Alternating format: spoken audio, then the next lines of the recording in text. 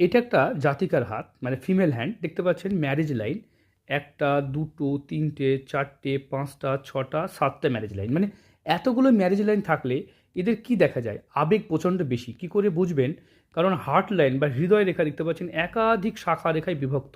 এরকম মানুষদের ক্ষেত্রে প্রচণ্ড আবেগ হয়। এরা আবেগে বেশি পড়ে অন্যকে মানে সহজেই মন দিয়ে ফেলে। এটা একটা খারাপ কন্ডিশন, কারণ সময় বা সুযোগ মানুষকে কিন্তু খারাপ পথে নিয়ে যায়। মানুষ কিন্তু আপনাকে ভুল পথে ঠেলবে, তাই আপনাকে সতর্ক হতে হবে। এরকম জাতিকারা যদি অষ্টকূট ম্যাচ বা ম্যারেজ ম্যাচিং করে ভালো স্বামী পায়, তাহলে কিন্তু এরা কিন্তু ভীষণ সৎ চরিত্রের জীবন কাটাতে পছন্দ করে। মানে এদের জীবনে কোনো রকম মানে স্বামী ছাড়া কোনো পুরুষকে আসতে দেয় না। কারণ এরা ভালোবাসার ভুকা হয়, মানে ভালোবাসা পেলে এরা কখনোই ভুল পথে যায় না। কিন্তু এদের জীবনে জুটে না, ভালো স্বামী খুব কম জুটে।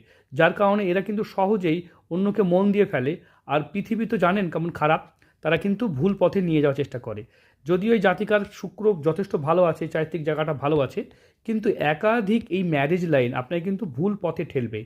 তাই এরকম যাদের হাতে ম্যারেজ লাইন একাধিক আছে, তারা অবশ্যই জোটক বিচার করে, মানে অষ্টকূট ম্যাচ করে বিয়ে করবেন।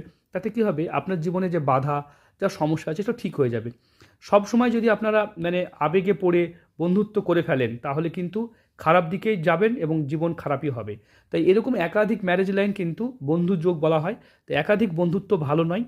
আর যাকে বিয়ে করবেন তাকে মন প্রাণ দিয়ে তাকে সময় দেন, তাকেও বুঝুন, নিজেকেও বোঝান। এতে দেখবেন সম্পর্ক ভালো থাকবে, জীবনও ভালো কাটবে।